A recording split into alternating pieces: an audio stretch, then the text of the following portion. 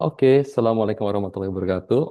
Di video ini saya akan menjelaskan bagaimana menulis headline dengan 6 pendekatan.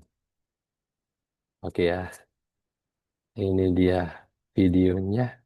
Nah, semoga sudah terlihat teman-teman. Saya lebarkan dulu. Ya ini, jadi untuk materi di video ini, basicnya itu print ad. Jadi kita menulis untuk media cetak, baik media yang dicetak di baliho, atau media cetak di poster, atau media yang dicetak di apa namanya majalah gitu ya. Pokoknya semua yang dicetak. Makanya penggunaan medianya biasanya still image. Nah ini adalah unsur-unsur dari print ad. Jadi yang pertama itu ada visual utama yang bertugas sebagai stopping power. Jadi kalau di sini visual utamanya ada perempatan jalan di depannya kantor pos ya. Terus lampu merah, ada satu anak pang yang menggandeng mbah-mbah untuk menyeberangkan jalan. Nah, jadi ini adalah fungsi dari headline. Yang pertama, headline itu bisa juga menjadi stopping power, menangkap perhatian target audience. Ini ya. Jadi kalau balik lagi ke sini, ini visual utamanya, stopping powernya di iklan ini adalah visual. Kemudian masuk ke headline. Ini, migunani tumraping liang. Atau bahasa Indonesianya berguna bagi sesama. Terus kemudian karena headline-nya pakai bahasa Jawa, sementara target audience KR di Jogja tidak semuanya orang Jawa, maka untuk body copy-nya ini menjelaskan headline-nya dalam bahasa Indonesia. Sekecil apapun kebaikan yang kita perbuat bisa bermakna besar bagi orang lain. Berguna bagi sesama membuat hidup lebih berarti. Itu ya. Nah, sekarang kita coba lihat nih. Fungsi-fungsi headline itu untuk apa sih? Yang pertama, untuk menangkap perhatian target audience ya.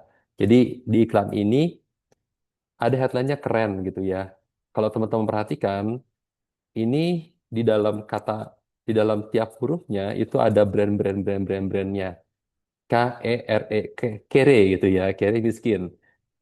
Kalau kita pakai produk luar negeri, ada N-nya, di sini ada tidak lagi logo tapi teks ubah nasib bangsa dengan membeli produk dalam negeri. Jadi di sini keren ini sebagai headline, kemudian yang kedua fungsinya adalah mengarahkan ke body copy. Maksudnya apa sih? Kere dan N ini, oh ini ubah nasib bangsa dengan membeli produk dalam negeri. Terus yang ketiga, fungsinya headline ini membangun hubungan emosional dengan target audience.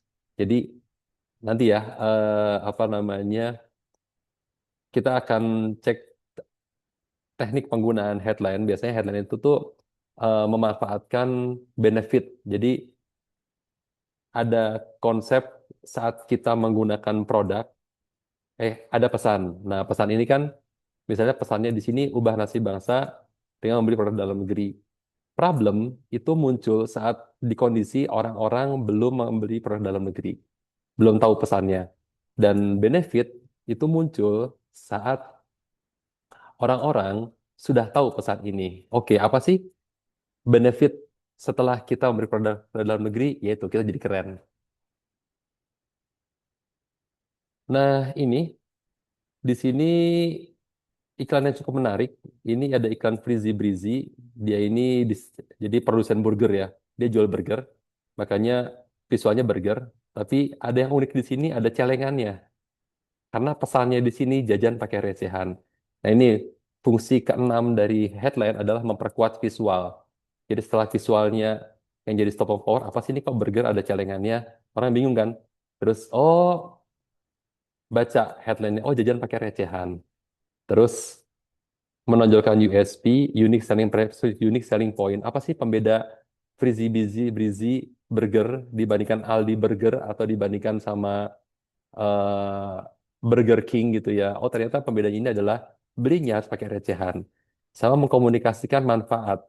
Nah ini teman-teman, ini mulai ada manfaat ya. Jadi sebenarnya kan di sini pesannya adalah eh, transaksi pembeliannya hanya menggunakan receh gitu ya. Terus manfaat bagi konsumen apa nih? Oh bisa jajan pakai recehan. Nah ini, nah ini sebelum masuk ke jenis headline, aku sedikit terangkan yang tadi ya. Nah ini, jadi di sini headline itu dibikin dari pesan.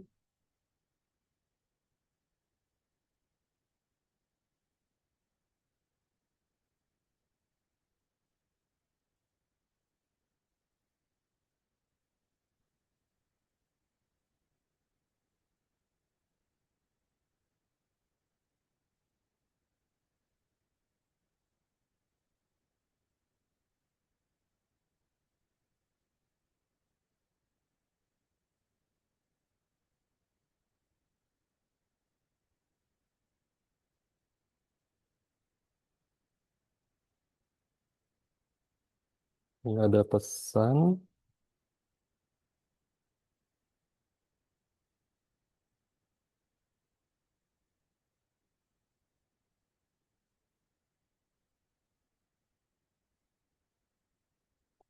Nanti ada dua.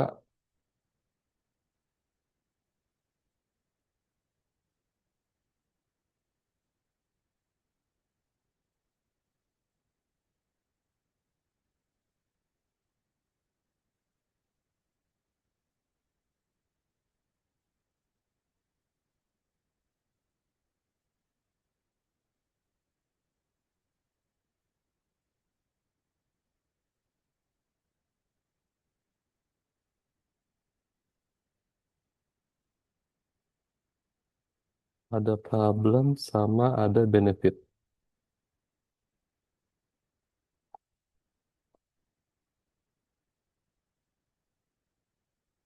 Nah ini, jadi pesan di sini, kemudian problem adalah kondisi saat konsumen itu belum tahu pesan. Jadi kalau tadi ya, pesannya adalah jajan, pesannya di sini adalah misalnya kita lagi handle eh, Nescafe. Pesannya adalah bikin mata melek. Berarti problemnya di sini adalah saat orang-orang belum tahu pesan itu. Jadi matanya ngantuk banget. Itu problem. Ngantuk gitu ya saat bekerja malam dan ngantuk. Dan benefit di sini adalah setelah tahu pesan. Jadi benefit itu adalah manfaat yang didapat setelah konsumen mengkonsumsi Nescafe. Oke, berarti dari apa namanya bangun tidur sampai siap kerja hanya 5 menit. Atau di sini langsung bisa kerja sampai pagi. Itu benefit-benefit ya. Oke, sekarang udah pada tahu eh, problem, benefit, bagaimana membuat problem dan benefit bermodalkan pesan. Sekarang kita masuk ke jenis headline yang pertama. Jadi kalau teman-teman nanti mulai mengisi tabel, yang pertama adalah manfaat langsung. Jadi formulanya cukup pesan kalian jadikan benefit. Nah, di sini headline-nya adalah makan diantar dengan cepat. Jadi pesannya di sini kan eh, apa namanya waktu pengantarnya cepat ya. Jadi apa sih benefit yang didapatkan konsumen? Oke, makan diantar dengan cepat. Sebenarnya sih banyak benefit-benefit lain yang bisa didapat. Jadi misalnya benefitnya yang lain gitu ya. Dari cukup 2 menit dari order atau baru order langsung datang. Itu juga bisa. Nah, yang kedua ini adalah faktual. Jadi kalau faktual di sini formulanya pesan tadi jadikan benefit tambah tren. Nah, di sini ada size XXL gitu ya. Nah, ini headline-nya. Nyafui. Kan sih sebenarnya pesannya adalah porsi jumbo atau porsi besar. Nah, dibawa ke tren nih. Tren di sini dicoba ke tren fashion yang apa namanya? Yang apa? Pakai baju apa nama tuh? Kombor-kombor gitu. Ya pakai baju yang lebar-lebar gitu ya. Kaos lebar-lebar. Nah, ini kan size XXL gitu. Karena size besar gini yang lagi tren. Terus kemudian, nah ini, yang ketiga itu selektif. Kalau selektif di sini formulanya Pesan jadikan benefit ditambah TA ditambah diperuntukkan untuk target audience profile. Nah, ini contohnya nih ya. For those who for those with an eye for assembly. Jadi di sini iklannya Tamiya. Tamiya itu kan pesannya adalah merakit ya, merakit, merakit, merakit. Kalau teman-teman beli mobil Tamiya, dia kerakit sendiri. RC Tamiya juga sama harus dirakit. Nah, jadi di sini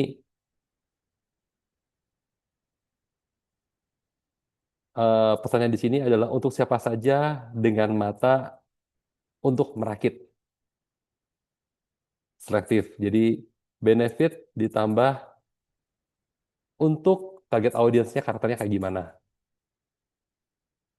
Ini yang ketiga, ada keingintahuan. Kalau di sini sih udah, message jadikan problem, kasih tanda tanya, kelar gitu ya. Jadi message yang udah kalian punya, kasih tanda tanya, kelar. Jadi kalau tadi iklannya Nescafe gitu ya, pesannya adalah bikin mata melek, problemnya adalah ngantuk, ya udah, problemnya katanya cukup ngantuk, kasih tanda tanya, kelar.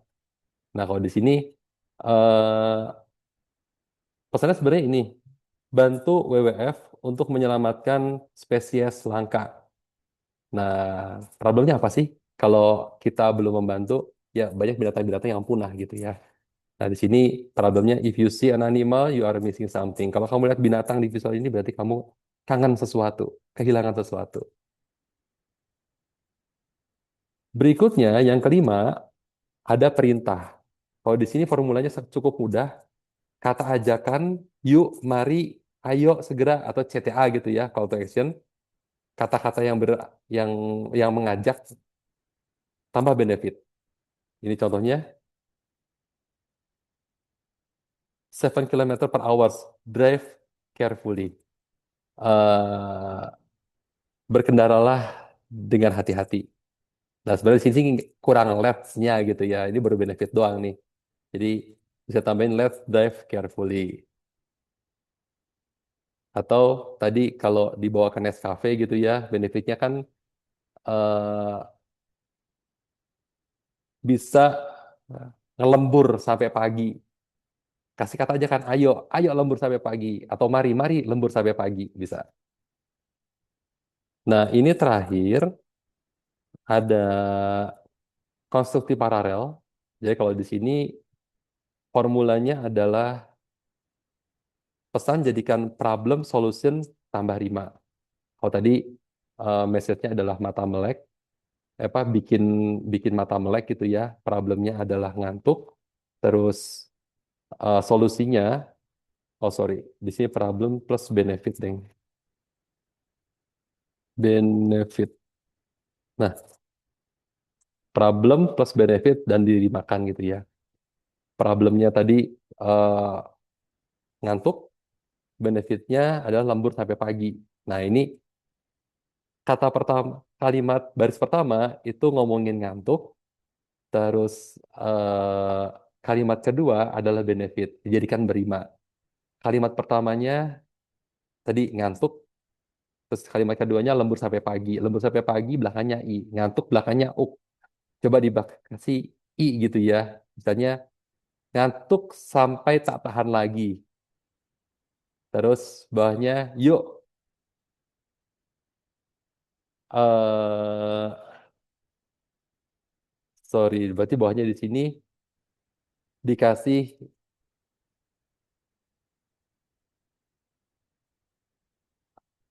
saat ngantuk tak tertahan lagi, Nescafe untuk lembur sampai pagi, gitu ya.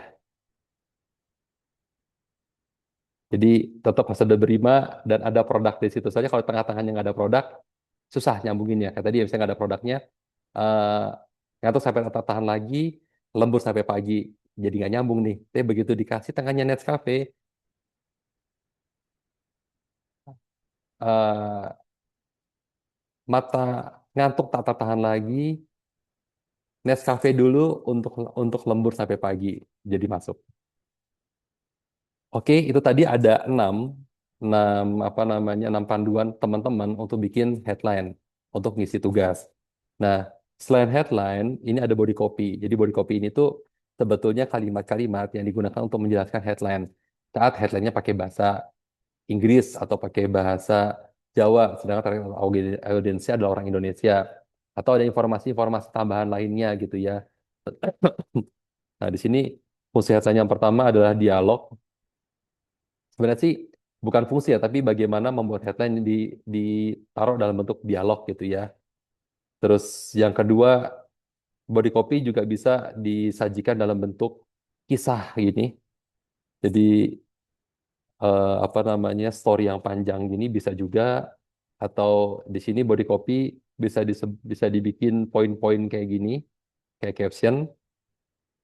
Terus ada lagi yang disebut mandatory. Jadi kalau mandatory itu sebetulnya kita perhatikan warna dari logo sama jenis fontnya. Karena ini jadi identitas visual saat kalian bikin foto. Kita mau motret Agnes dengan untuk iklan Tri. Di sini Tri ini warnanya adalah orange ke kuning gitu ya. Maka nuansa-nuansanya Agnes di sini harus orange ke kuning. Terus jenis fontnya ini harus sama antara apa nih yang hanya hanya di Tri ini dengan headline-nya. Jadi biar identitas visualnya orang langsung nangkep. Terus berikutnya ada kondisi prinsip desain ya. Teman-teman udah ngambil mata kuliah komputer grafis sama Mas Dimas kan. Jadi ini kurang lebih panduan untuk itulah. Tapi lebih banyak di kelasnya Mas Dimas. Jadi yang pertama ada simetris. Kalau simetris di sini ini rata tengah atau diagonal-diagonal gini. Ini simetris, ini gedenya satu, dua sama tiga sama. Ini juga sama, dibagi tiga, gedenya sama semua. Atau asimetris. Asimetris ini tuh antara atas sama bawah komposisinya 2/3 sama 1/3 tidak seimbang. Ini juga sama 2/3 1/3. Ini juga sama 2/3 di sini sama 1/3 di sini. Tidak seimbang tapi justru menarik. Terus di sini ada kontras, dikontrasin atasnya gelap terangnya kalau kalian perhatikan dikontrasin gitu ya. Ada juga harmoni. Nah, kalau harmoni sebenarnya ini sama seperti simetris dibagi dua. Cuma komposisinya separuh untuk visual doang, separuh untuk teks aja. Terus yang ketiga proporsional. Kalau di sini ini contohnya pakai apa namanya golden ratio ya untuk menata tata letaknya. Oke, begitu aja video dari saya. Terima kasih. Kita ketemu lagi di video selanjutnya. Wassalamualaikum warahmatullahi wabarakatuh.